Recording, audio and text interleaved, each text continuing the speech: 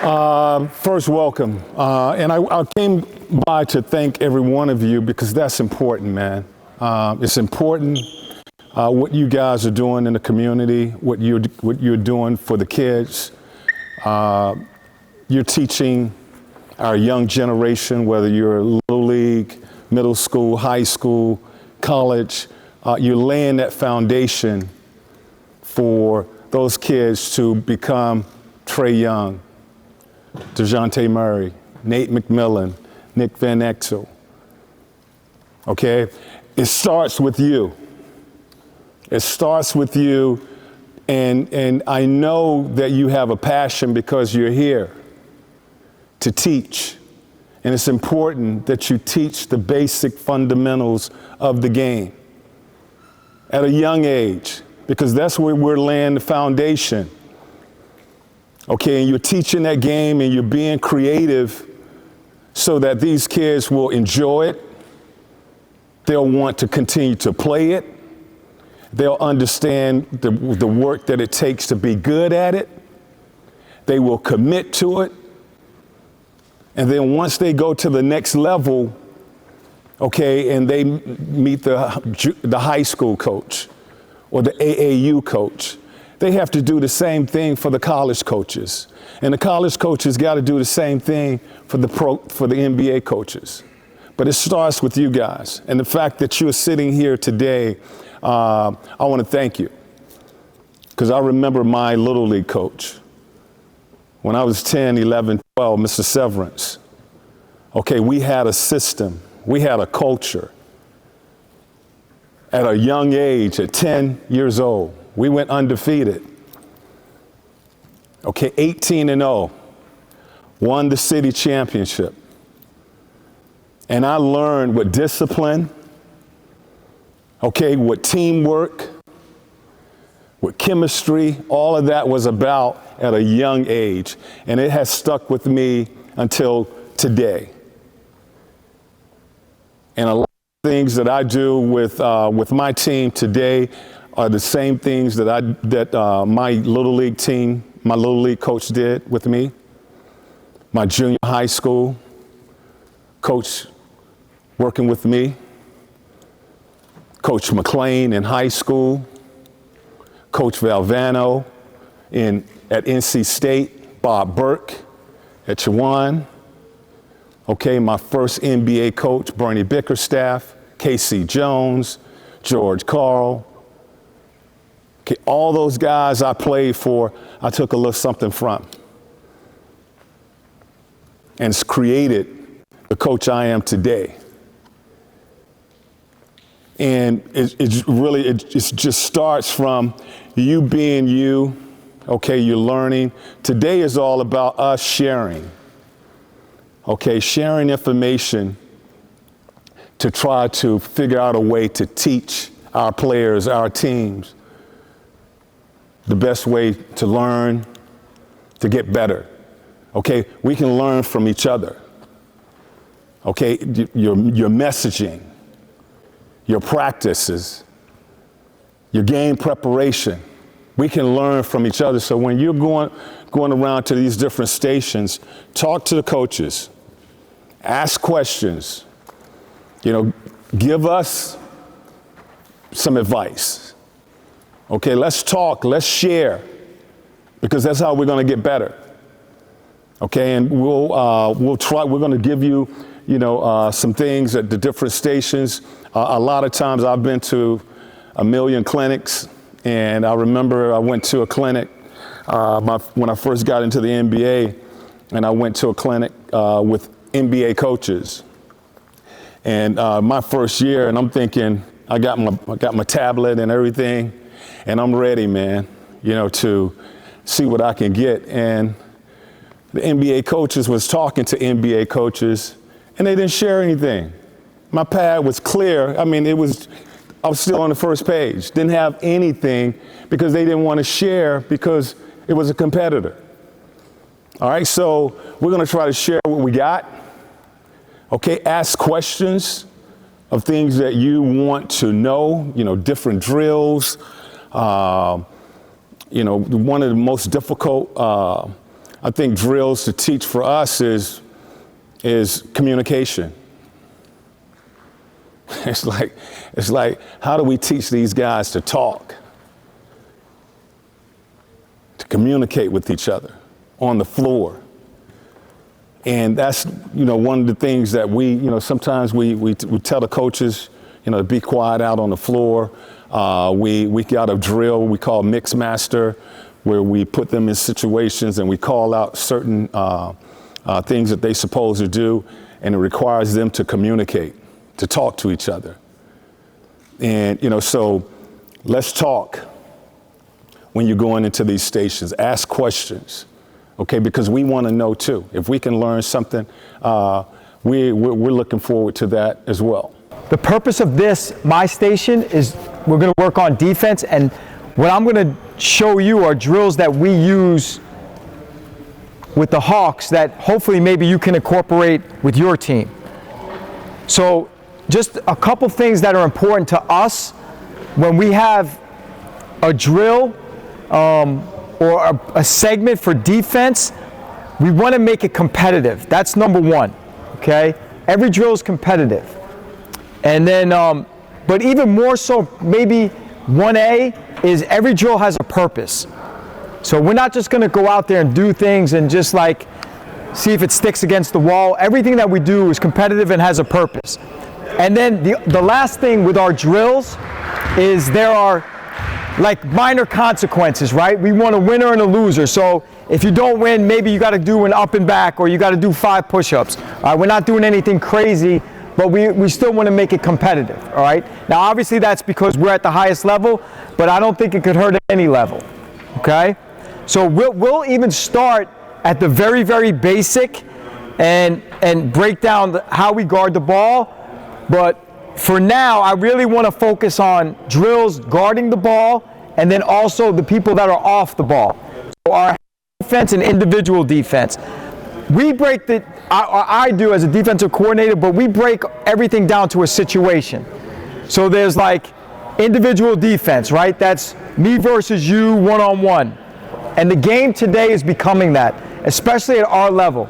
So I don't get a chance to watch a lot of college or high school, but I'm sure it's the same because the players are getting better and better, so they're working on their games individually. So how can we stop them? Okay, that's number one. Then we have like pick and roll play. Then we have catch and shoot play, which is like screening action. Then we have dribble handoff. And then we'll have like a zone. So like when I watch a game or when I break down the drills, I'm in those categories, okay? So the first thing we're gonna do, and I'm gonna need some of you to come out and demonstrate, but Dip and Jacob are gonna help first. First thing we're gonna do is called zigzag, all right? And this is the drill, like we'll line up. Most of our teams are what, 15 players, right? So you can go 5 on this, on the right side of the baseline, you go 5 on the other side of the baseline, and then you can go 5 down on the other end. And all you're gonna do is work on your defensive stance, but you're gonna go through the line first. So start actually in the middle, Dip, and then I got you, Jacob. And just want to make sure you, and actually let's move it up here. Let's do it opposite so everybody can see. So we'll go from midcourt to baseline. So that helps, all right? I'm going to take Jacob. And all we're going to do is I'm going to have the ball and I'm going to check it up. And then we're going to talk about our stance. So our stance, here's what we want our guys to do. We want them to bend their knees first, right? And you have a stance with your feet shoulder width apart. Your nose is on their chest. Okay, if I'm standing upright and my nose is towards his chin, he's going to beat me every time. So we want to be in an athletic position. That's number one. Number two, we want to have our hands out wide. So as he dribbles, we want to have like a windshield wiper, just like this. Because if he picks it up and passes it, and my hands are down, he's going to be able to pass it where he wants. Now, our other hand can flick at the ball too as he's dribbling it, but we don't want to get off balance. Okay, now our job is to take him to a spot and make him change direction. So as he changes direction, I rotate and I open up and now we slide. And it's a step, slide, step, slide. My hand is out, my windshield wiper, he crosses over, windshield wiper, dig hand. All right, and then we're gonna go all the way down to the end. So let's just demonstrate it. And then what'll happen is I'm in the line with dip and you'll have a couple other players. So one person will be up, make them go through everybody. Make them do it 5 times in a row. Don't just let him go through it one time and then he's done for the rest of the drill. Make him go 5 times in a row. We want to push our guys. All right, so we'll do it twice. Jacob will demonstrate. Once you go down there, you throw the ball back and then you come and defend me. All right, here we go. Good, good, good, good, good, good. All right, now he'll throw it to me. Now he'll come back. All right, he'll check it up. All right, and then we'll repeat it. But make sure like you have everybody in your line do it, okay? So that's just the first part, just getting them warmed up with individual defense, okay? Now, the next thing we're gonna do, and I'm gonna need some demonstrators. So I need 6 total. So just stand up. I need 6 total. I need. Real quick. Yeah. I just want to hit that drill real Okay. quick. A drill we used to do in college, okay? The same drill coach was talking about to make it difficult. Here we go. Put that towel on you. So you are playing defense. Not your hand. Okay, so you got to do the same thing. Okay, just go and get it.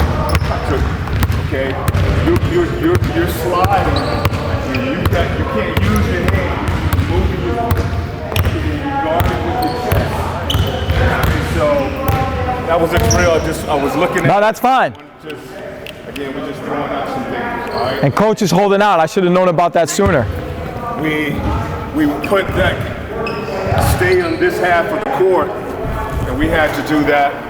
Make him turn 3 times before he got to the half court. You know, and we're telling the offense, go. Okay, go. But you're working on moving your feet, sliding and opening up, and not playing with your hand. Okay? All right. Okay. All right. Here we go. All right, so I need 6 volunteers to come out. So I just come on. Just make sure you have sneakers on. That's the only thing that we need, okay? 3 more. I need 3 more.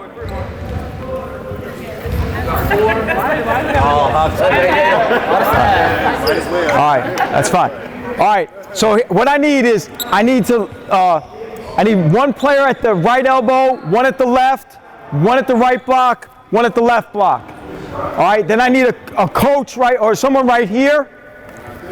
Then I need someone at the top right here in the slot, another one in the slot, and then put 1 in the corner. All right, so this drill we call it move it, okay? Move it. So this drill is going to incorporate closeouts, slides, and then rebounding, okay? So you're going to start in this alignment right here where you have the boxes and elbows covered with defenders. We talk about that all the time. So it's not just guarding the ball, it's what are you doing off the ball. So the coach will have the ball at the top, okay? And I'll say move. And what we're gonna do is we're gonna move in a circle, but we're gonna incorporate technique with it. So the person that's at this elbow right here, they're gonna close out to this coach right here. They're gonna sprint 2/3 of the way, they're gonna rotate their shoulders, their head, shoulders and hips, they're gonna sprint, and then they're gonna close out and move up just 1 more step. Right here, just like that. The person that's at this elbow is gonna simulate that they're guarding the ball and not allowing it to get into the middle of the floor. So just working on the slides that we did. Slide, slide, slide, beat your man to the spot. This person right here is gonna sprint as a helper because there was a baseline drive and we don't want to allow the ball to get into the paint. So you're sprinting, you're not sliding. The person in this spot right here is going to close out to the man here at the top. Then when they get to the spot, I'm going to continue to say move. So they're going to all work the same thing in a circle. Then I'm going to shoot the ball because we have to work on rebounding. Look, one thing I know defensively is you can play great defense all you want, but if you give up a second shot, everything is wasted. And we don't want to waste anything. We want to finish the possession with the rebound because then you got to play defense again. So we don't want to do all this hard work and then all of a sudden give it right back to them. So I'm going to just put you through. This is a drill that we do with our guys right now. And I'm going to be honest, we did it in training camp and I was nervous because our guys were just going to the glass so hard that I thought someone was going to get hurt. Thankfully, nobody did. So if you have the luxury of having coaches like we do, you can put coaches in those spots right there, okay? So let's take a look at what it will look like, right? So when I say move, remember now, we're going in this direction in a clockwise. You're closing out, you're sprinting, you're sliding, you're sprinting, you're closing out, all right? And then when the shot goes up, from a rebounding teaching point for us, we got to find someone. So as we're moving, if I'm moving up and the shot goes up and he goes to the glass, because coaches are going to crash, we want to hit him outside the paint. That's our number one objective. If you really get to watch an NBA game, this is one area a lot of teams are poor in. They just, once the ball gets shot, they just stare. And then everybody just crashes the glass, right? And then they get offensive rebounds and then second shot and second chance points. We want to prevent that. So when the shot goes up and Jacob is going to go in for the rebound, I want to hit him outside the lane and then I want to turn my body and I want to create an umbrella, right? So many three-point shots now. So with long shots, what happens? Long rebounds, right? I remember when I was at camp or when I was playing CYO, everybody was taught to run to the rim to go get the ball. Not in today's game, right? It's long shots, long rebounds. I want to meet him outside the lane. That ball comes in, I make my umbrella and we're good. All right, so I'm going to show you guys what it looks like. All right, here we go. Ready? Move. Move. Move. All right, shot. The shot goes up, get the rebound. Finish the possession with the rebound. All right? Any questions? Yeah, we got to finish with the rebound. All right, give him a hand, give him a hand, give him a hand. Now, obviously, right, you can make it competitive like we talked about. You do a drill. What's the purpose? Right here, we're working on our closeouts. We're working on our slides. We're working on help defense, right? And what's like if they get an offensive rebound, make them stay and do it again, right? And then you keep track of the score, and then the loser does it down and back or push-ups. You got a question? What's an umbrella? Well, umbrella is so the ball goes up, right? And I go to box out, make an umbrella as wide as you can, so your hands are out. One thing in our league, and I'm sure, I don't know how it is with you or your level, if you go like this and grab, they're going to call a foul. All right, we don't want to commit needless fouls. Question, what measures do you use to determine like high-level defense? So we do like a defensive efficiency rating. Correct. Which incorporates like the pace of the game, right? So we're getting a little bit advanced, but some of you, this is good. Like people look at the score, right? And they can see it's like 120 to 115 and they think, well, they don't play any defense. Well, we mark it out of 100 possessions. So if it's a high-paced game, right, and there's like 110 possessions, your rating could be still towards the top of the league. Now, and it's the same vice versa. If you play like slow down basketball, right, and you walk it up every possession and say they score 100 points, then you're really going to be in trouble because you're not guarding. So that's the number one thing that I look at. There's so many stats. They give us like a 20-page report after every game. All right, and I look at it all, but we can't all, it's just too much to process sometimes. So that's the number one thing I look at. But there's the 4 factors which I'm sure you're all aware of, right? The effective field goal percentage, the rebounding percentage, the fouls, and the turnovers. So those 4 things, if you like evaluate the game, those things are going to tell you basically without watching it who won. Okay? All right? All right, do you guys mind staying on? Because I got another drill I want to use. Okay, so that one is called move it. So every time you say move, everybody rotates, and then if you want, you can change the direction. It doesn't matter, you can be creative. It's up to you, okay? So now, the next one I'm going to do is 3-on-3, all right? And I call this the Memphis 3-on-3 closeouts. So I need a coach here, a coach at the top, and the coach on the wing. And then I need a line here, a line in the middle, and a line right here. All right? Yep. Okay, so this one, the purpose of this one is, once again, we're working on individual defense and we're working on help defense. Okay, those are the two main areas. We're not going to incorporate pick and rolls, dribble handoffs, or screening action right now. We really want to focus early on is guarding the ball and helping your teammate. So the drill starts like this. You have the ball here. You're going to pass it to your teammate right here. The people on the baseline are on defense. The people out on the perimeter are on offense. Okay? So we're going to pass, and after you pass, that's your man. You're going to sprint all the way out and close out. You're going to pass to him. You're going to sprint up to the top and close out. You're going to pass it here. You're going to sprint across and close out. Now you're going to move it. You're going to move it, and when it gets here, we're live. Okay? Now, teaching points. We talked about the closeout. As the ball moves, I'm taking your spot. This is an exaggerated closeout. We're going way further than you probably would in a game, but we want to make it more difficult than it is, okay? We don't want to take any shortcuts. But same thing with your technique. You want to sprint 2/3. Last third, you want to break down. You want to make sure you have a high stick hand. One thing we preach all the time is no dare shots, right? Our level is obviously the highest level, and it still happens. They'll close out short to a guy and dare him to shoot. And you know what? They're pros. They get paid to play. They're going to make those shots. So that's a big emphasis for us, is our closeout. So as the ball is here, right, our closeouts are critical. We want to be square, but we don't want to allow the ball into the middle of the floor. However your level is of quickness will determine how close you can get to your defender. Right? If you're a little bit slower, we want to give a little bit of room. If you can get up in pressure, everything is personnel driven. Now, we're talking about the others off the ball.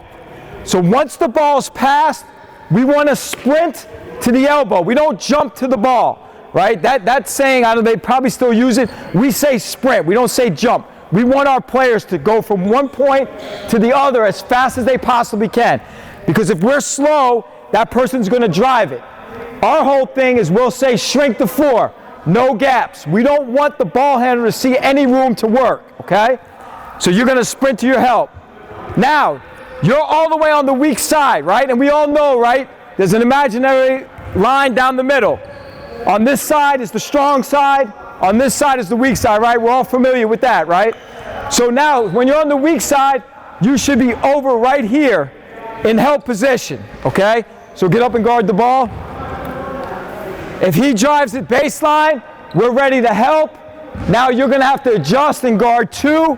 If he makes a pass out, all right, now we're in scramble mode. You got the first pass. So if he makes a pass out, we got to sprint out over here. We're going to sprint here, and then we'll play live out of it, okay?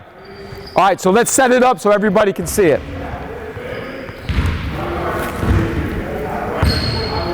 All right, here we go. Oh, no. I'm sorry, my fault. I didn't explain it. As soon as you pass it, you're moving. So I got it right here, right? I'm going. Right away, we're going. Close out. Stick. Sprint to help. Sprint to help. I'm on the weak side. Drive the baseline. I'm ready to help. Rotate. Get out. Close out. That's what it'll look like. Now, I'm not going to lie. This can be challenging for the defense, right? Because there's only 3 defenders out there. So once again, we want to make it harder than it's going to be in the game. That's our purpose, okay? Does anybody have any questions about that? Go ahead. Teaching your closeouts with one hand or 2? One hand. The big thing to me is when you close, you have your hand up and your hand down, because sometimes if he puts it down, we may be able to pop it loose, okay? At the top, where teams are going high-low, we may want to emphasize 2 a little bit more. But the number one thing to me, I want our guys playing without overthinking. Have a stick hand up, right? If your hand's down, you're going to be in trouble. They'll be able to pass it into the paint. They'll be able to shoot, and we don't want to allow that. Okay? Go ahead, Dan. Coach, Do you teach like running guys off the line or flybys for shooters, or you're just closing out harder and not letting them get it on? So that's a great question, right? About when we're closing out, if this is like a great shooter. So like someone like Duncan Robinson, who plays for Miami, right? He's an elite shooter, right? We'll game prep and say he's an exception to the rule, right? So there's what your principles are, right? But then there's always exceptions to every rule. And we deal with that a lot, and I'm sure you probably deal with it a little bit too. So what we'll tell our guys is we will run that guy off the line. So like I'm running right at his shooting shoulder. So if he's right-handed, we're running at his right shoulder to make him put it down left. Most of them do the sidestep. When I run you off, sidestep, right? But you got to dribble because that's a travel. All right, I'm running them off. They're going to sidestep, and then we tell them run off and recover. We don't want to run off and just run out of bounds or leak out, right? We want to run off. He dribbles, he pulls up, and recover. Will you leave your feet to like run at a shooter, or you just have? No, my thing is just run right at his shooting shoulder. That's what I tell them. Okay. Coach, so you said no middle in that. Yes, but that's an exception to the rule. Exactly. Yes, because he's an elite shooter, right? And it happens. It happens. We're going to face those guys, whether it's him, and Miami has two of them. Max Strus is another one. You know, like the guys that can like just fill it up, right? They're not as good. I know this. They're not as good when they put the ball on the floor to shoot as they are off the catch. So that's going to be like a game plan driven situation. But the terminology we use is run off and recover. Like we don't want to run off and then that's it, right? The play's not over. And then if you're good and you have great effort, when he raises up to shoot, right, you may be able to get it from behind. Or if you don't get it from behind, if he goes to shoot and I go like this every time, you know what? If I was doing that to you, you would think like a fly is going by you, right? Right? That would be annoying, and that could maybe break his concentration, right? Now, in the perfect world, right, it would be, I'm not even in that situation, but stuff happens, and we got to be prepared for it, right? Perfect world, with Duncan Robinson, I want to close like this, right? I want to make him dribble. If he dribbles, that's a win for us, okay? If you're guarding Steph, you just cross your fingers? Yeah, you got to say your prayers the night before. Because he's so good that sometimes, like, you think you do a good job, but it's just he could be, like, not feeling like he wants to play, which rarely happens, but you only see him twice, Coach. Yeah, we only see him twice. All right, so this last, like, 2:45, all right, I just gave you a couple drills that we use, right? If you have any questions, like, feel free to ask them now. Go ahead. Just going back to what you were just talking about as far as, like, Coach Earl, he talked about the close out to the elite shooter. Yeah. Like, take it a step further, like if you're chasing that elite shooter off of a screen, like whether it's a baseline or whatever it is, what is the rule? Like, okay. No, that's a good question. All right, so when you're dealing with the elite shooters, right, do the math, right? 2 is less than 3. So if those guys are playing inside that line, in some ways they're out of their comfort zone, right? But if they're here and they're lining it up and they're free and easy, that's where they want to be. Let's put them in territories that they don't want to be. Because most of the time, right, and Steph is an exception to the rule, a lot of those guys are just simply dead-eye shooters, right? If they have to dribble more than once, twice, 3 times, it usually winds up being a disaster for them, right? Especially at our level. Is it any different for you guys? But I asked that question just because if you're chasing the guy, right? Like, are you saying, are you trailing them the whole time? Trailing them. Are you gapping it? Like, just because when you think about it as a shooter, like if I can see where you are and I can get my feet set, it's better for me. Like, so with you guys, is it any different? So what's different for us, right? Trail is like the first option. The next one we do is we play what we call like a top lock, where like if they set a screen, let's say the ball's at the top. All right, let's set a screen right here, and you guys can step off, all right? And Jacob's right here. So this is a screen, right? He wants to come off, right? He wants to come off. I'm trailing him out, right? We want to be physical. The next option will be, we're not letting you go this way. So I'm going to play on this side of him, right? And he's got to go that way. Make him do something different, okay? Now, when that happens, though, whoever's guarding the screener, all right, so you dip, you're in the top lock. Whoever's guarding the screener, you can't be like this. Because if he goes back door, he's going to get a wide open layup, right? So this guy has to open up and protect so that they don't throw the ball. And then hopefully we have ball pressure. So that's something for thought if you're guarding an elite shooter in those situations. Yes? I just had a question, or like maybe it's like if you had like advice on maybe how to teach like intensity or being proactive on defense. Like maybe they might know what to do, but like getting back or like picking up that first pass or like knowing like to have that intensity to get there. So that's a great question. So, and coach knows this, right? So every drill you do, like basketball is different, right? Basketball is not football, right? Football, you get to stop every second and set your defense. Basketball, you don't. So what I would say to you, like when you're scripting offense, on the last one, right, everybody has plays. On the last one, here's just an idea. Have them run back and play transition defense. So, all right, well, I appreciate it. Hopefully that helped. Simple, throw the ball to themselves, rip through, the first finish may be right. We work on that every single day. Basic, but we work on the basics every single day. The next finish could be rip through, underneath, right, any kind of reverses.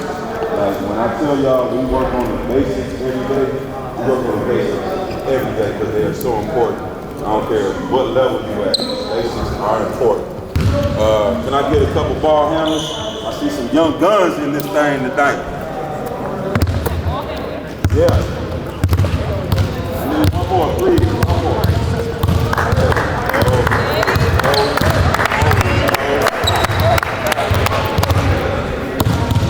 All right, so when we talk about ball handlers, I got 2-year-old daughters. Just started hooping. I was about a year and a half ago. We want to be Steph Curry and Trey Young. Jump stops, like basics, basics. So this is what we do for our form.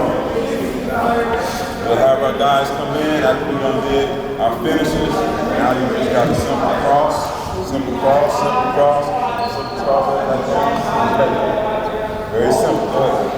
Very simple. Good, so with the basics, Warm up. easy warm up. Good, easy crosses. Each cone, in and out,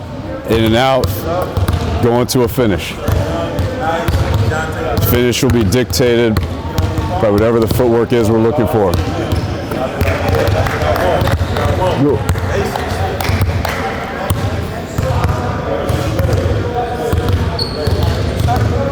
Simple, more basics.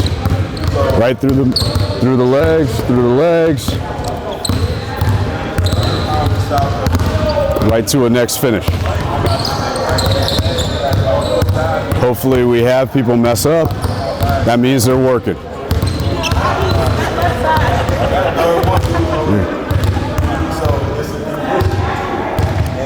as players, when we got a ball in our hand, the last thing we think about is condition. Let our minds straight. They thinking they just about to play with that ball. Just keep that in mind. So now we got a combo.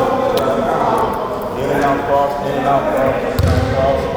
So now, to make up what you want out here, at in and out cross, you get to this cone, you may just do a pull-up jump shot. You may go into a step back. All kind of variations of basketball plays, make up whatever you want to. All right, so whatever shot you want, let's get in and out cross. Any shot you want. There, third rep, in and out cross. Basically, you can freestyle the finish. This will be the last iteration of this. Going through the cones, working on your handle. Ooh, thought we had one. Good shot. So you can mix up a finish or a jump shot.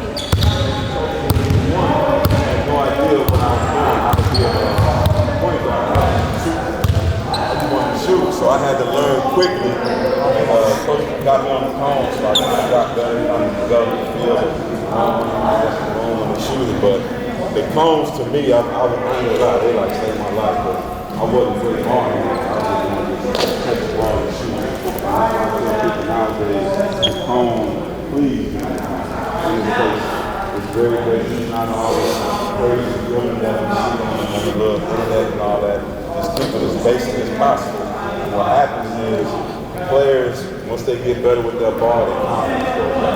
That's why I tell my daughters, paranoid right now, nervous, she don't want to do anything good. The more and more we work on ball now, I get good then, she's getting confident with it. And that goes for our players too. When I tell you they be out here, the ball be all over the gym, they be over the gym. So I don't care what level you at, you know what I'm saying, you gotta keep working. You have to keep working. So the last one we'll do 3 dribble combinations. Got whatever you want, and just straight down the base. 3 dribble combinations, 3 dribble combinations. Freelance. Combination. 3 moves at each cone. 3 moves at each cone. Straight down the line.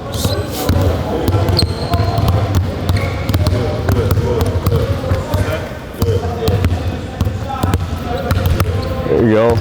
Easy finish. So this is one of my favorites too because as coaches, players don't talk. They talk on the phone. The bullshit when they get back there. So it's about communication right now, right? Now you got big man, this is Lincoln Fellow, and then want to say young. Out your face. So now we go to the ball. Process. Growing together. Talking to one another. Things that are important in the game. Speak up a little bit, coach. So we got a simple cross pass. Cross pass. Now, when we're doing this, it's time. Really being on the same page. You ain't got to be fast. You know what I'm saying? Be on the same page. All right, cross. Good. So now, we got cross, tween, and behind the back pass. Cross, tween, behind the back pass.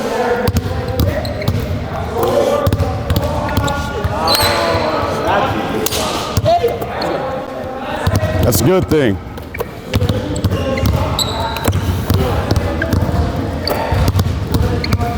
Good, last one. All right, good. Appreciate y'all. The last drill I will show you guys it'll be with the cones. I'm not gonna go through it, but the cones will be the way they are now. They would be going this way. They would be going that way. And like I said, when we talk about conditioning, good way to condition our guys. So we'll have a line on this side, have a line on that side. The cones will be set up in a zigzag formation coming back and forth. Great conditioning, great way to trigger. Appreciate y'all.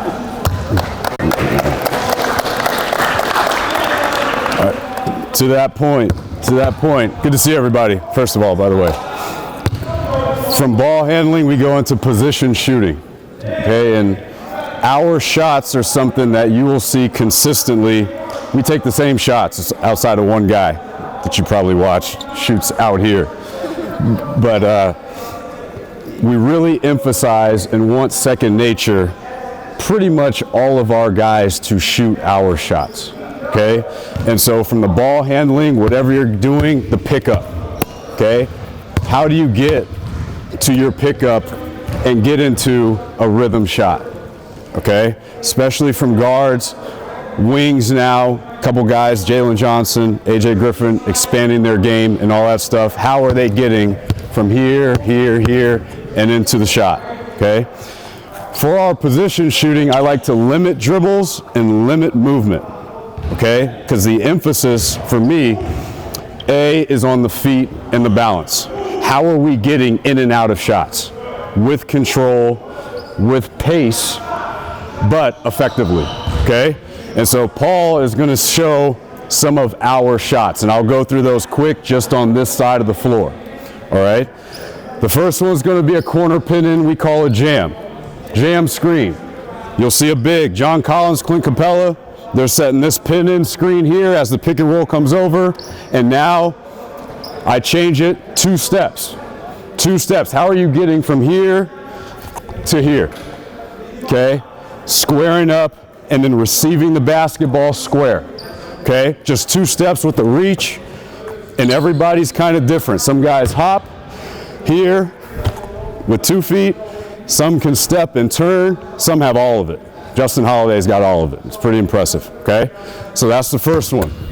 The second one, we'll start on this side of the line and we've got to get on the other side of the line in a slide situation.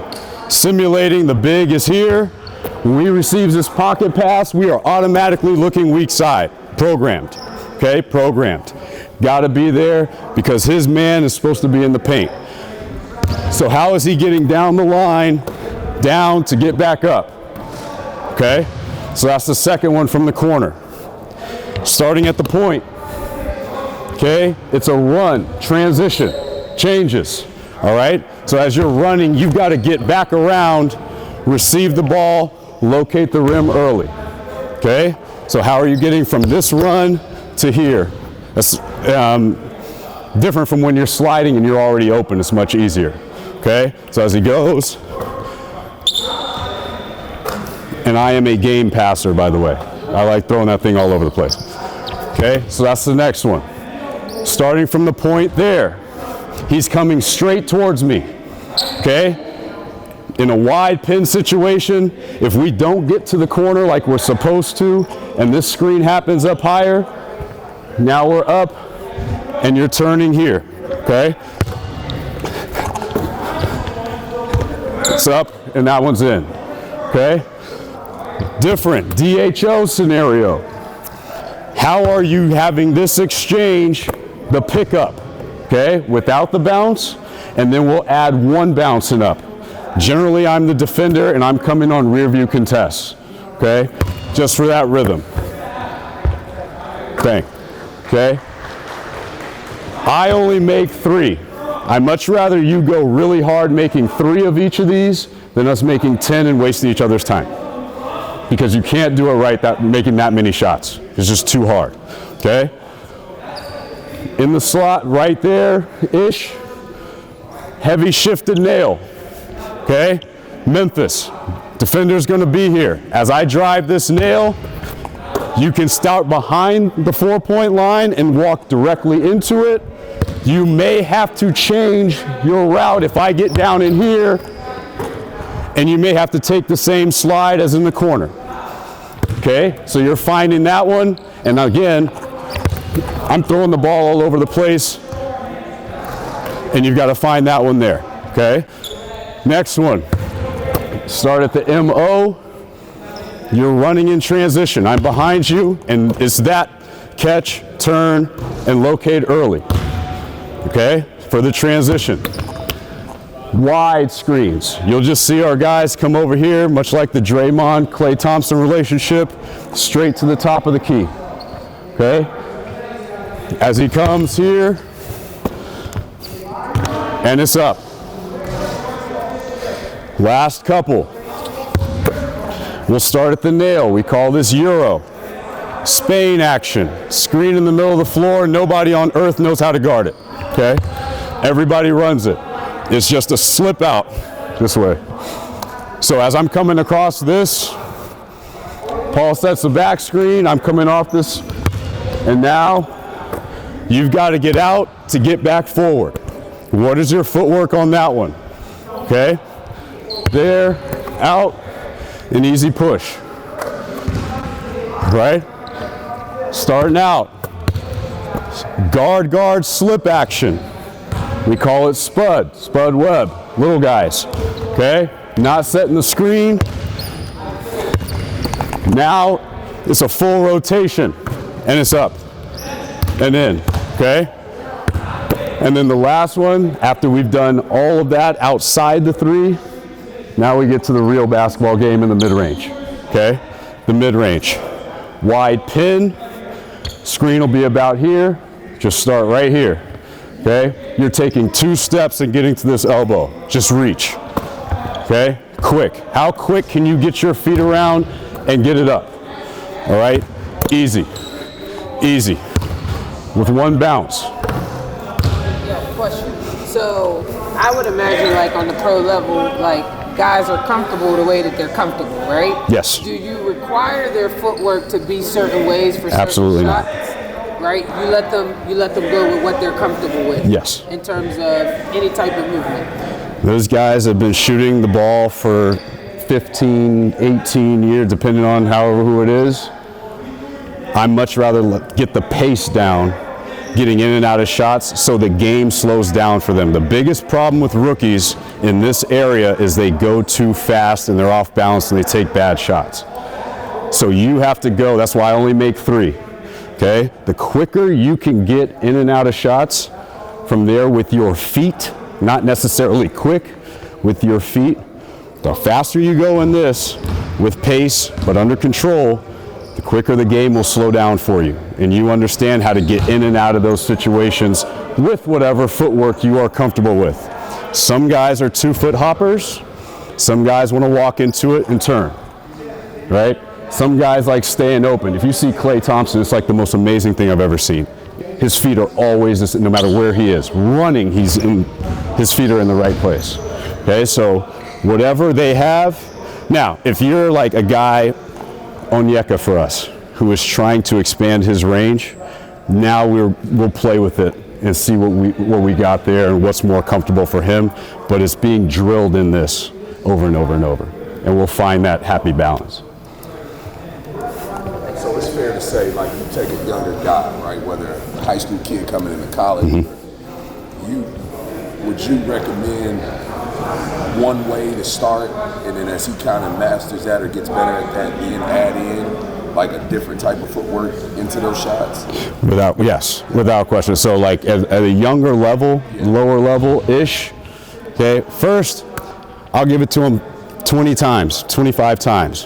What does he trust in how he does it? Okay, what's he comfortable with? And then depending on what I see balance-wise, or something he can get it off quicker, he can change the placement of the ball, that sort of thing, then we may alter that and see how he feels and work through it. That is a long process, okay? That's a whole summer, at least, and then another year of playing before you see the results the next season, right? So again, there's a lot of patience involved in that. Thanks, guys.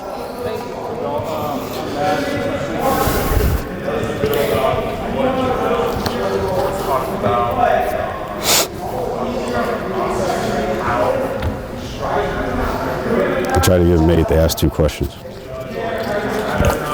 gonna leave it on you. While he's talking, can you just commentate as to what's going on in the drill, just from wherever you are? Oh yeah, absolutely.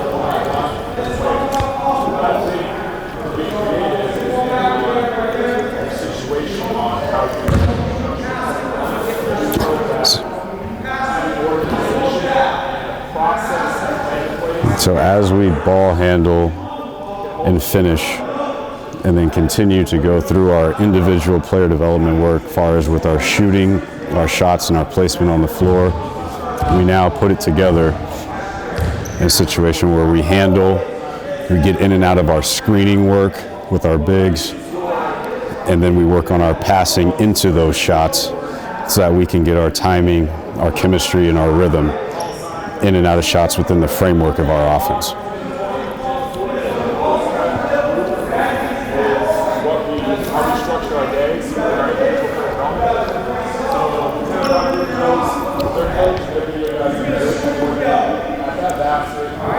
We call it combo shooting. This is something we do every single day, and we will generally go with 4 to 6, depending on the time, different actions in our offense, so that we can make sure we instill the concepts based on previous game, upcoming opponent, or something that we just feel we are completely missing in our reads within our offensive structure.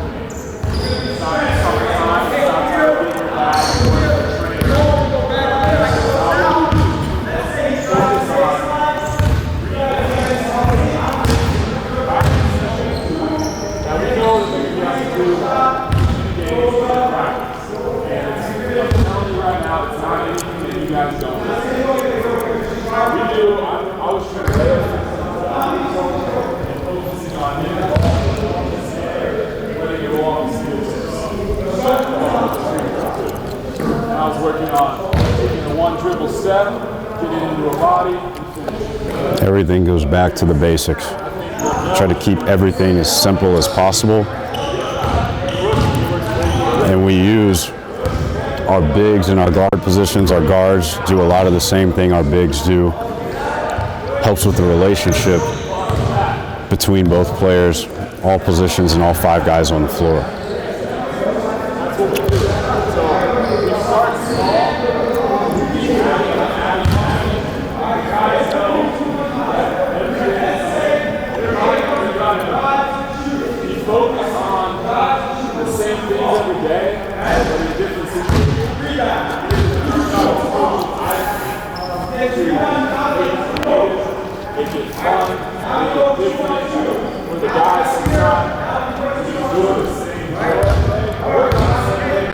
We try to change the drill every single day. Generally, we make as a team 10 to 15 depending on the day. We try to count as many triples, which are just 3 shots in a row, because there will be 3 shots within the framework of the offense. How many triples we can get in a segment, any given segment within our actions. Coaches will jump in and make it fun and try to elevate the gym with some juice, try to block shots, talk a little trash, everything on those days where we feel the gym is a little low level.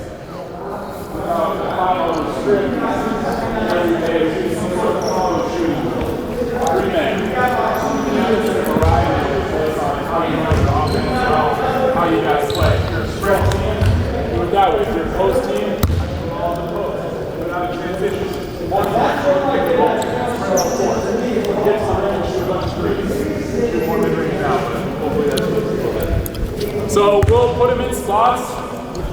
So this is just our 3-man example. Here, a guard, a big, and another wing. This is our C-roll action.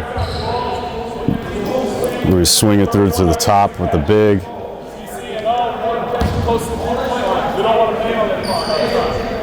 We want our bigs to catch as close as possible to the 3-point line so that they can get a low, tight DHO action with the weak side guard. The initiating guard will interchange generally with a coach on the weak side. Here we're simulating the guard going under the DHO screen, which triggers an automatic rescreen so that we can get downhill and hopefully get a paint touch where we drop a pocket pass to the big. We're trained to throw the ball weak side, which will be a shot. The pocket pass guard will get a shot in the initial corner, and then a coach will fire a third ball to the big, who will get a post up in the paint. Those are the 3 shots, and hopefully we get our triples in.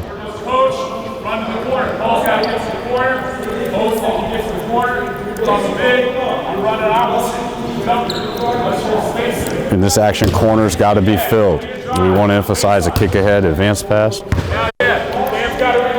Baseline drive with the big relocating in the middle of the paint. Second paint touch, big emphasis on drive and kick.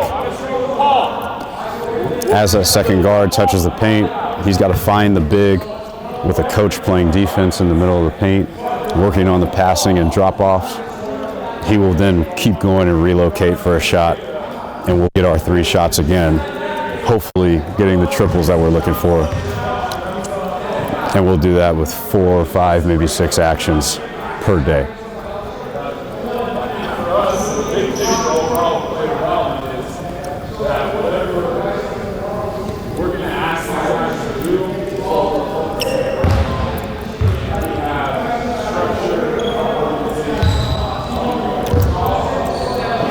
Overall, we're looking for organization, looking for structure, and hopefully tailoring it, all of our actions, into a specific structured framework so that we are being effective in our work individually and as a team.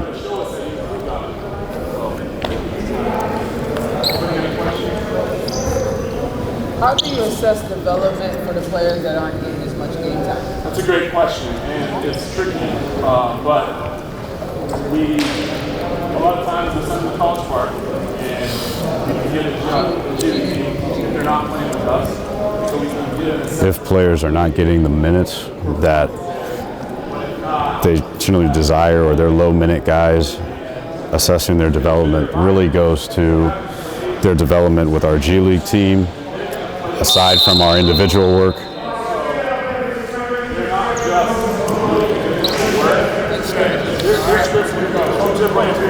And there's a variety of things we do. They're playing 3-on-3. Our coaches will get in and make it 5-on-5 games.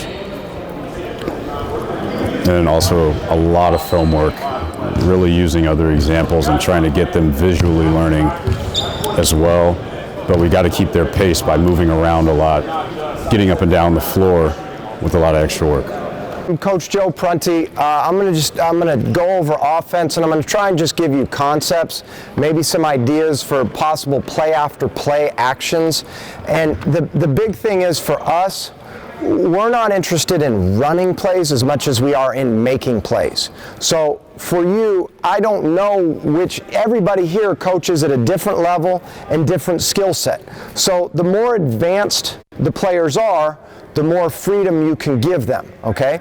The less advanced, the little bit more structure, and then the least advanced, you probably have to give them all out, like, hey, this is the pattern we're gonna run, and we're just gonna, like, when I was in high school, 50 years ago or 40 years ago, we ran a set, and we ran it over and over and over again. And teams hated playing us because, one, I didn't play with the shot clock at that time, but we held the ball almost until we got a layup. And for me, I wanted to shoot, but we were about getting layups, okay? Also didn't play with the three-point line. So that having been said, the one thing that you see a lot more in the NBA right now is 5-out spacing.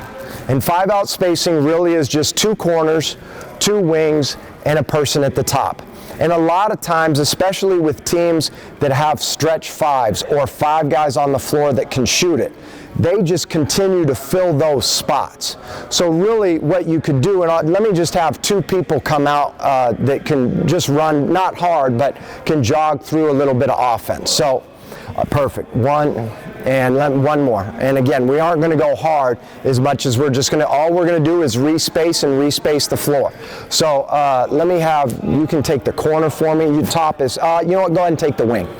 Okay, so all we're doing, and again, we're gonna see how advanced we are, right? What I know is that with this group, all of us are shooters, right? So all we're thinking is to start, that's right, let them know. So to start, all we're thinking is keep relocating after we drive and kick. If somebody is in the spot that you're in as you're going there, then we have to move them up. And it is okay to talk on offense. So right now, see how advanced we are. If I drive it and I kick it and I go to relocate, we just want to fill one of these 5 spots, okay? See how advanced we are. All right, so I drive it down the middle, kick to release, good. He drives it, good. Drive it, good, good, perfect. Drive wherever you want, good, nice, good. Fill those spots, good. Move up, okay, so pause. So did you see what happened? So on the other ones, we filled where there was a vacated spot. Why did you move up? Because you was coming to my spot. Absolutely. That's exactly right. Okay?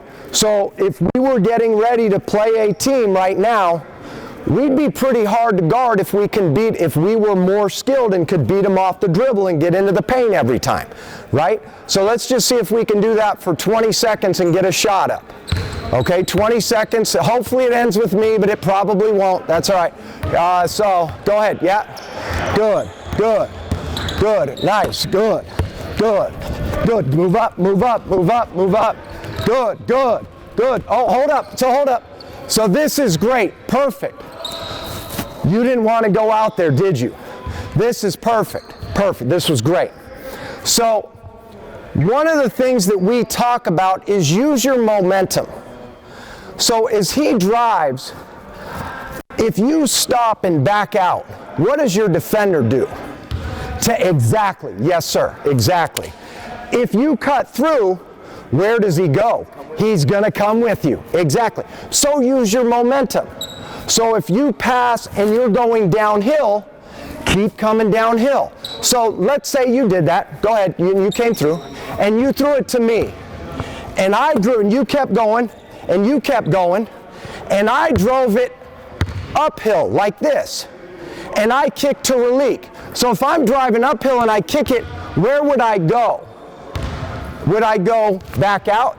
I could go corner, but if I'm going uphill, let me just keep coming right behind it, okay? And now as he drives it, you can, exactly, okay? So use your momentum to carry you to keep the spacing, all right? 20 seconds, all right? 20 seconds. So at 1945, we're getting a shot. Here we go. Go, yeah.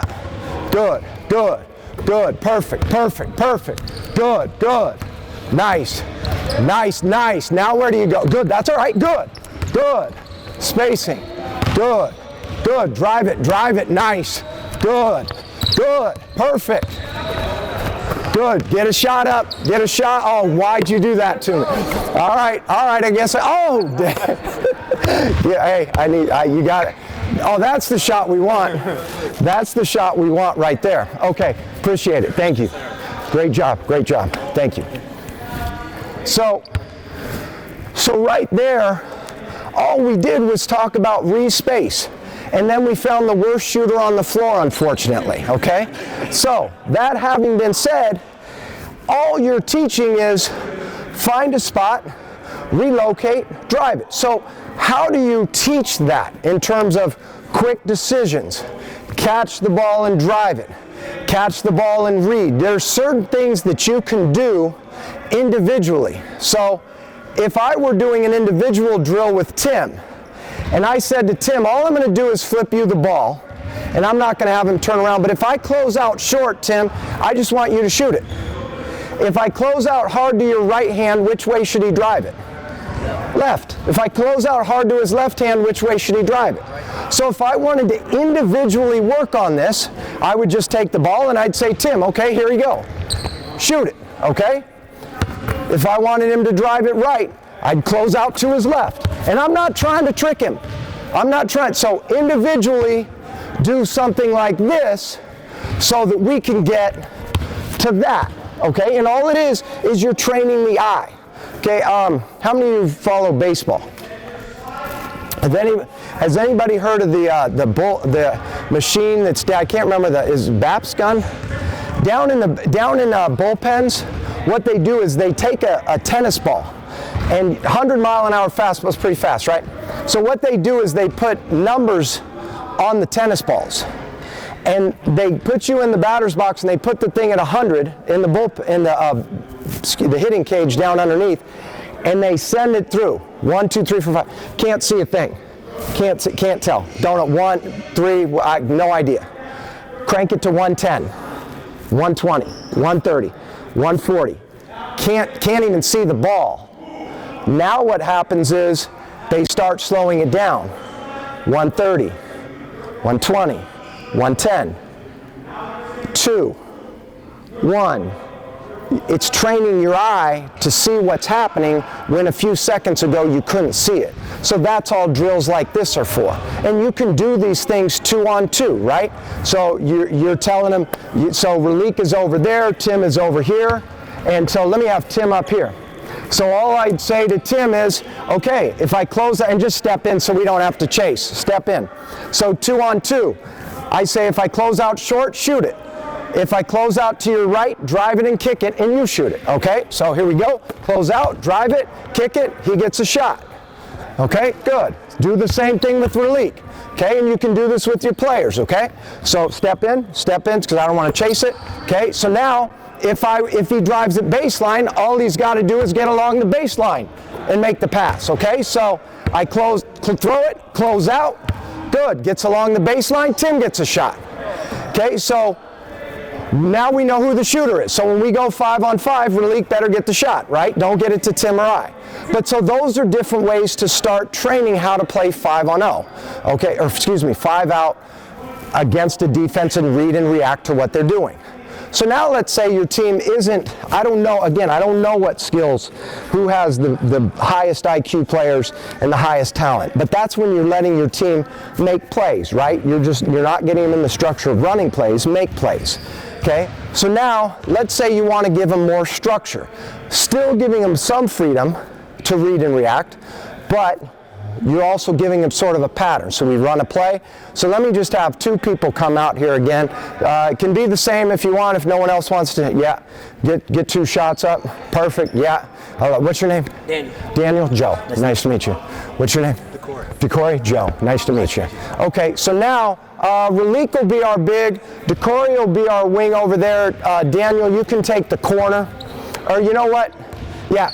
So, So all we're going to do instead of giving freedom, we're going to just have a constant flow. And all that flow is we have a backdoor cut from the wing to a dribble handoff, okay? So he dribbles at me, I backdoor, dribble handoff, move up Decory, move up Tim, ball goes to Decory, go ahead, backdoor, go out, Lee, yeah. Go ahead, dribble handoff, good. Right here, backdoor leak, good. Dribble handoff, perfect. Good. What are you going to do, Decory? Backdoor, yeah, perfect. Okay? And so all we've done is given a structure to, instead of just read and react, we know we're going to go to the dribble handoff, okay? A lot of times, especially with younger teams, one of your players, if they're able to do that, tends to be a guy that you want to have at the block or a girl that you want to have at the block. So how do we give the structure to that? So instead of playing 5 out, we start 5 out, but we go 4 around 1. And we can just keep running this pattern. So Ralik is our big. So as he starts here, so Daniel's in the corner, Decory, not right now, is going to swing it to Ralik. Ralik is going to dribble at me, back door, okay? And after that, Ralik's going to stay in the dunker, and we'll show we call the short or the dunker is the area down by that hash mark where Coach Tim is, okay? That's where he's going to operate. So as Decory swings it to Ralik, I cut back door. And this is live. Everything is live, okay? Work your way up, go to a DHO. Okay, so Daniel, as it goes to Decory, what do you do? Exactly. So now here's where it gets a little tricky, okay? Out to the corner, yeah. Go ahead and dribble handoff. And you're still a small with me, so you're out to the corner. Now, we don't have 3 on the perimeter anymore. We've got a big. So now as the ball goes to Tim, instead of dribble handoff, we go pass corner cut. So ball goes to the corner, Ralik sets a back pick, and now we go to a low pick and roll, right where Daniel is. Pick and roll, you see him coming at you, right? Moving up, perfect. I get it, you see me come at you, exactly, perfect. So now Decory's out to the corner, okay? Come off. You pass corner because we got our big over there. Cut. Yeah, exactly. So, perfect. Did anybody see what Daniel did that none of us have done to this point? Anybody didn't see what he did? Cut ball side. He what? Cut ball side. Cut ball side, but what did he do just before he cut ball side? Setup. Absolutely. The setup. So this is a coach right here. That's coaching right there. So as that ball went, so I'm guarding Daniel, and Daniel makes that pass. So Daniel has it, he throws it, and I'm right here, he sets me up. Now as he cuts, I go into that screen. And that's a huge thing, okay? So as I'm teaching you this structure, you have to keep in mind as coaches, what are the little things that we have to do? If I want to go to the right, set up left. If I want to go left, set up right. If I want to catch on the elbow, do I start here or do I start here? I got to start here and maybe reverse pivot and get open. Maybe I swim move and get open, but I start below to get to that spot. And that's huge to teach at every level. In the NBA, besides 5-out, you see teams play off the elbows a ton. And as Coach Longobardi talks about, whoever owns this real estate right here tends to win, okay? So right now, let's just see if we can do 5-out flow where we have Ralik go into the dunker, see if we can run it through a few times, and then I'll tell us when to get a shot, okay? Little bit of pace. So back, oh shoot, did I set up? No. So ball goes to Tim, start over. Good, set up, back door. Work your way down, Ralik. Good, cut, Daniel.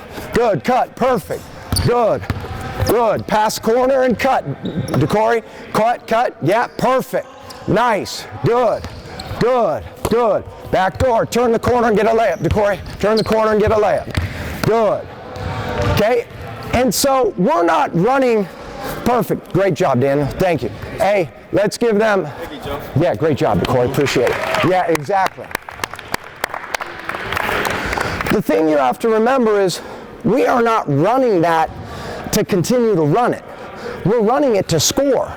So when Daniel does the setup and cuts, that's live. When DeCorey backdoors, that's live. Okay, so now how do you break this down? So instead of being 5-on-0 or 5-on-5, break it down into 3-on-0 and eventually play games out of it. But now, one of the things that great teams do, they speak the same language. So our terminology will be different than yours. Whatever you use to say to your players, they should know what it means right away. So like if you were to say catch on the elbow, okay, they should know that that's the elbow. Catch on the right block, that's the right block, okay? So for us, what I'm gonna do is we're just gonna play, so we've always done backdoor, dribble handoff. So now we're just gonna give you different things to play out of. So I'm gonna say, okay, Ralik, spin the ball at the top. I'm gonna pin down for Tim. Tim, I want you to tight curl. Ralik, hand it to me, jam Tim, and we'll get Tim a shot. Okay? Does anybody have any idea of what I just said? Okay, so what do you think? He's going to curl tight, yeah. And then after he DHOs with you, he's going to pin in. Exactly, perfect. That's exactly, so that is coaching. We speak the same language, so that's exactly what's going to happen, okay? So spin it, go a little bit more in the middle, yep. Spin it, perfect, good. Curl it, boom, good, good. Come off, good, good, and we get a shot. And we should have run it for Ralik because Tim and I haven't made a shot since that basket over there. Okay, so that's one example, okay? You could give another example. So if you're, I don't know what players you have. Here's something really creative. Your biggest player, if he can dribble, supposedly next year's #1 draft pick might be 7'5", okay? Number one, don't know, but that's the story. That's what I'm reading in articles everywhere. But so your biggest player gets the ball. Your smallest player, okay? I don't know how much pick and roll you play, but in the NBA, guards are usually handling it and the bigs are setting it, right? You flip the script, that is hard. So I could come right here, set a screen, Ralik might be able to walk all the way down the lane, okay? But maybe what happens is I say, okay, Ralik, I got you on a screen, kick it to Tim, Tim to me, Ralik, you just go down the gut because they're going to switch it, and Ralik, after you kick it, just turn right here and we're going to get you right in the paint. Okay, so now that's really advanced, but this depends on who your players are, right? I don't know what actions are best for you. You know because it's your team. All right, so spin it, go ahead, spin it, good, bam, screen, good, hit him, good, good.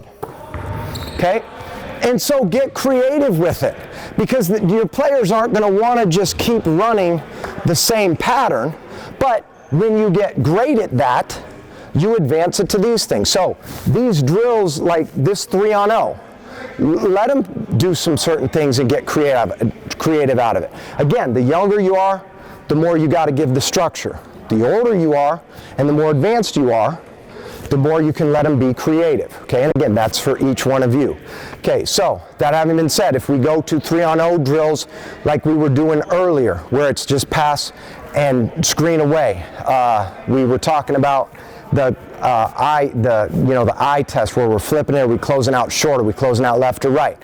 So now we want to say, okay, we have to get to the fundamentals. So all we're going to do is we're going to work on the pass and screen away. Okay, so you gave them multiple options. Tim's on the wing, I'm at the top, Ralik's on the other wing. And all we're going to do is we're just going to keep cycling through. We're all going to get a shot out of this. So I hit Tim. Okay, so Tim, he's got to do what? Set up. Good, so Tim sets up. Okay, I set up, go screen. Ralik sets up, comes off, gets a shot. Okay, I'm going to get the rebound. Go ahead and shoot it. Good, okay. So now, ball goes up top. You come to me. Good. Go screen for Tim. Good. I should have done a better job with my setup. Good. Ralik gets the rebound. Goes to Tim. Go to the Tim at the top. Okay, get yourself open, Ralik. Good. Come screen away. Good. I have to redeem myself. Good. Okay. All right. Maybe I can shoot one. Maybe. Okay. So that's just, okay, and you can work on the pass and cut. But do things in breakdown situations so that your players get comfortable doing it with one another on the court. When they get to the game, they can read and react to the defense unless you're giving them a structured set offense. Before I continue, any questions? Yeah, yes, sir, Dan. Maybe 3-on-0, do you do any, like, maybe 4-on-3, do you add more defenders in drills to make it harder for them? So a lot of times what we'll do, we'll have, for us, when we're going through certain things, like maybe scripting our offense, we'll have the coaches defend, okay? Obviously, when we're breaking things down, like when we're breaking a whole, like if, well, there's a couple of things. One is if we're just working on it and trying to learn it, we go against the coaches. When we're live, we might do segments where we play 3 out of 5. And we say, and we tell them, we say, okay, we're running play 5 out. We tell that we're running 5 out. The defense knows and we know. Now, why would we do that? Why would we tell the defense we're going to run 5 out? Any idea? What's that? Play them a little bit? Exactly. So, because why? They know the play. So what do you think happens when we get to the playoffs? Absolutely. There's scouting reports for every game, but by the time you play game 5, 6, 7, there are no secrets. So it's okay if they know the offense, because what do we have to then do? React to, as you said, if they overplay, we got to react to that. And so we have to give them different things. So for example, Ralik has the ball here. So I'm on the wing. What have I done in our 5-out offense every time? What has this guy done? Backdoor. Exactly. Absolutely. Cut. So I set up, I go backdoor. What has he done every single time? Okay, so what is his defender thinking? He's going up. So what happens is, Ralik dribbles over, I go backdoor. Guess what Tim can now do? Exactly. And that's your job.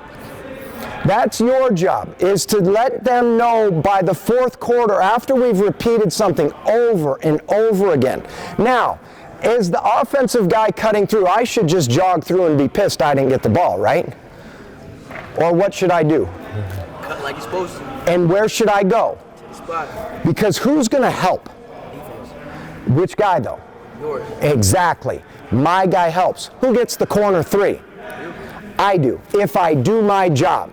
Because here's the thing that we don't always understand. Let's say everything were equal in a game, which means every time you went down the floor, somebody new got a shot, right?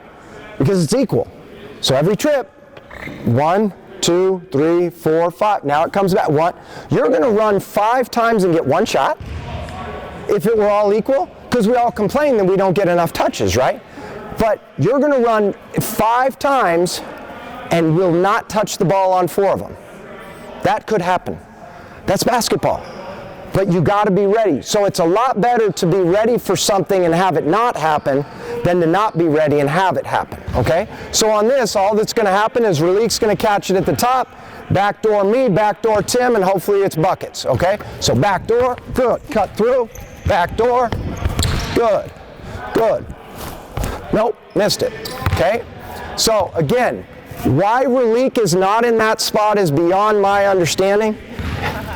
Okay, so that having been said, that's hopefully that makes sense. About a minute and a half. Yes? For a corner action, is it only predicated if this player is a post player to go into pass to the corner and then UCLA? Yes, so you could, on that cut, we utilize that because it's a big. Because it's a big. If we weren't, we could all still stay 5 out. And if it was a guard, say it wasn't a big there and that was just a guard on a reversal, would you show it? Yeah, so ultimately what happens is if I cut back door, I could do a ton of things. Yeah. So that we won't occupy that spot unless it's the big. I understand the dunker, but on the reversal, that guy is a guard or yes, yeah, it doesn't matter. It doesn't matter. Doesn't. Going to pass to the corner, back screen. Yes. Low corner pick and roll. Yes, if the big is down. But if it's small, like this is what we've learned. The DHO is much harder to guard than the pick and roll. Because what happens is it's more dynamic, and a lot of times, so as I'm dribbling at Tim, a lot of teams, if Tim's not a shooter, they go under and they gap it. So I go right here. Now it just becomes a race. It's a race on whether Tim can beat Relik or not. If Tim's a shooter and they go under, game over. Okay? But if Tim is a shooter and Relik's going to go over, I can go to a dribble pitch. So instead, I just bounce it one time, bam, and it's more dynamic. Okay? But yes, guard, small to a bigger player. Even, like we said, if our best player is a big, that's okay. Okay? Any other questions? Yes, sir. You think a team is more effective when you assign roles like a Clint Capella? You're only going to be a dunker spot, and then you're only setting back screens. You're only going to do dribble handoff. Yeah, that's a great question. And so, look, yes, you do have to. So, I get it. You do have to assign roles, but you do not want to put your players in a box and say you can't do certain things. Okay? You can only do certain things because they will surprise you. So, like with Clint, we want you to rim run. Okay? If we throw it into Clint, we don't tell him not to make a move, but we also give him the idea, maybe you do an uphill DHO. So you catch it in the post. You look at a cutter. He's not there. So we come down. Clint rim ran. Okay? Ball goes into the post to Relik. We post it. We're right here. He doesn't like his post move. Dribble up the floor. Hand off right here. Roll to the basket. And so we allow them the freedom to show us a little bit of what they can do. Now, when they show us what they can't do, then you have to start reeling it back in. But that's, again, we have the best of the best, right? So we want to give our players with high skills, high IQs, the opportunity to work together. And one of the most important things, talk on offense. Talk on offense. Everybody says talk on defense. Shoot, if I'm dribbling at Tim and his man's overplaying him, if Relik is on the high side of Tim, I should scream out to Tim, what? Back door. And we'll get that pass. It's okay to talk on offense. Okay? Appreciate it. Thank you very much. Yeah. I'll talk to you about the team, where we are. We've had a really good training camp. This year we're healthier than we were last year. We only have one guy, Bogey, that has not participated in training camp, but we're hoping and we expect him to join us soon. But I'll answer questions at the end. But I just want to thank you all for what you do. Okay, the hours that you put in, because I know when I look back on my youth coaches and my high school coaches, mainly my youth coaches.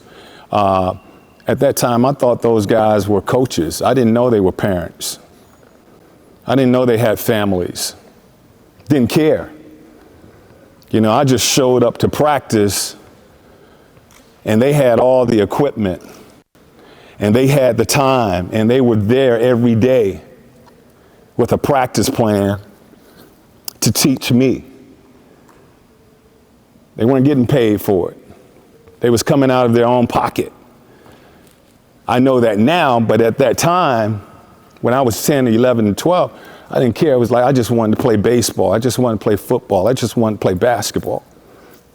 And now when I look back at it, I say, wow, those guys was there every single day, 6, 7 o'clock. So they worked, you guys have worked the entire day, and then you come into a park or a gym or a field, and you're giving another hour or two to the kids. And then you're giving it to them on the weekend, and then you're traveling with them. Hey, that's big time. Thank you. We appreciate you. Okay, we need you. I appreciate you. Appreciate you. Yeah, Thank you. too. Thank you, sir. Absolutely. Good luck tomorrow. Okay, thank you. Thank you. What's up, man? Love your game, bro. Appreciate it. Appreciate it.